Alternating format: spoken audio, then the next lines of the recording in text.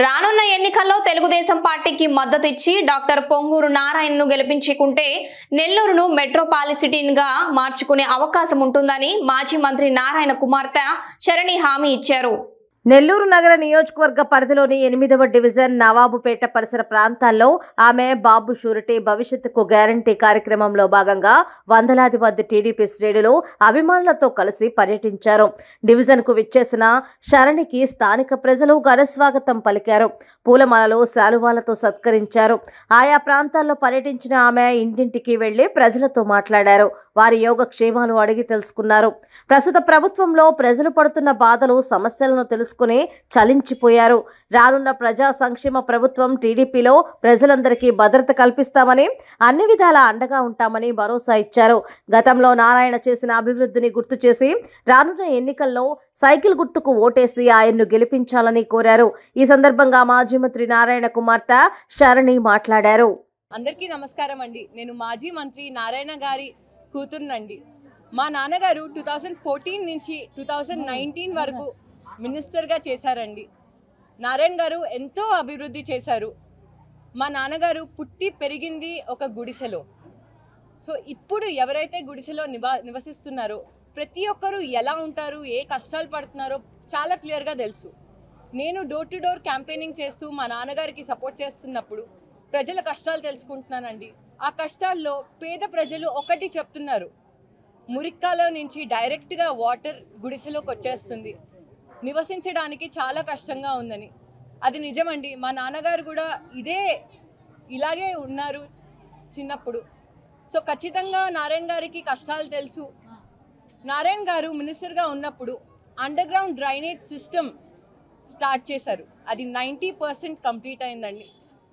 మా నాన్నగారు మళ్ళీ మినిస్టర్గా వస్తే, ఎమ్మెల్యేగా వస్తే నారాయణ గారు ఫస్ట్ చేసే ఒకటి under ground drainage system complete చేయడం. ఎందుకంటే నెల్లూరులో చాలా అంటే చాలా దోమలు ఉన్నాయండి.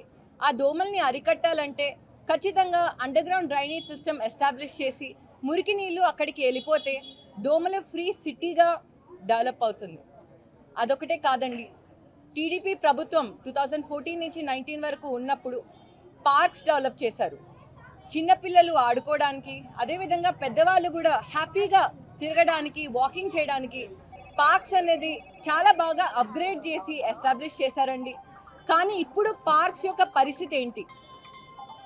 నారాయణ గారు గుడిసెలో ఉన్నారు కాబట్టి నారాయణ గారు మినిస్టర్ అయిన వెంటనే 2014లో ఫస్ట్ ఇనిషియేటివ్ తీసుకుంది గృహ నిర్మాణం. 47,000 హౌసెస్ 8 monthsలో పూర్తి చేశారండి. అది మామూలు విషయం కాదు. మా నాన్నగారికి ఆ కష్టాలు తెలుసు కాబట్టి, అక్కడి నుంచి వచ్చారు కాబట్టి ప్రతి ఒక్క పేద కుటుంబం నుంచి వచ్చిన వాళ్ళు కష్టాలు పడకూడదు. ప్రతి ఒక్కరికి ఒక హౌస్ ఉండాలి. హౌస్ అన్నది బేసిక్ ఎసెన్షియల్, బేసిక్ రైట్ అనుకొని గృహ నిర్మాణం చేశారు. కానీ వైసీపీ వాళ్ళు వచ్చి అది కూడా ఆపేశారు. ఇప్పటిదాకా ఆ 47,000 హౌసెస్లో ఒక్క హౌస్ కూడా ఇవ్వలేదండి. అదొక్కటే కాదండి, మీరు విద్యారంగమే తీసుకుంటే గవర్నమెంట్ స్కూల్స్ని ఫస్ట్ టైం ఇంగ్లీష్ మీడియంగా మార్చారు. అది ఎంత కష్టమో మీ అందరికీ తెలుసు. ప్రతి ఒక్క విద్యార్థుడు ఇంగ్లీష్ మీడియంలో చదవాలి, తెలుగు మీడియం కాదు. ఎంతో అభివృద్ధి చెందుతారు. భారతదేశం ఎంతో అభివృద్ధి చెందాలి అని ఇంగ్లీష్ మీడియం స్కూల్స్ ఇంట్రడ్యూస్ చేశారు. వీధి తిరిగి డోర్ డోర్ క్యాంపెయినింగ్ చేస్తున్నప్పుడు ప్రజలు చాలా డిస్సాటిస్ఫాక్షన్గా చాలా కష్టాలు చెప్తున్నారు. కూరగాయలు రేట్స్ పెంచేశారు, పెన్షన్ రావట్లేదు, మేమేం చేయాలి, మేము ఎలా బతకాలి అని ప్రశ్నిస్తున్నారు. మీరందరూ ఓటేసే అప్పుడు ఒక్కటి ఆలోచించండి. 2014 ముందు టీడీపీ ప్రభుత్వం క్యాంపెయినింగ్ చేస్తున్నప్పుడు, నారాయణ గారు క్యాంపెయినింగ్ చేస్తున్నప్పుడు డోర్ టు డోర్ ప్రతి ఒక్కరి దగ్గరికి వెళ్ళి వాళ్ళ కష్టాలు తెలుసుకొని వాళ్ళ సొల్యూషన్స్ కూడా వచ్చి 2014 to 19లో అవి ప్రాక్టికల్గా ఇంప్లిమెంట్ చేశారండి.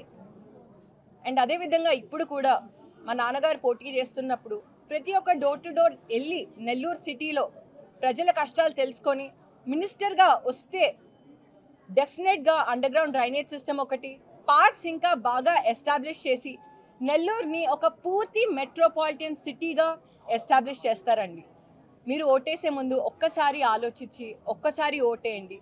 అభివృద్ధికి ఓటేద్దాం, సైకిల్ గుర్తుకి ఓటేయండి, టీడీపీని గెలిపిద్దాం, మా నాన్నగారిని గెలిపిద్దాం. నమస్తే.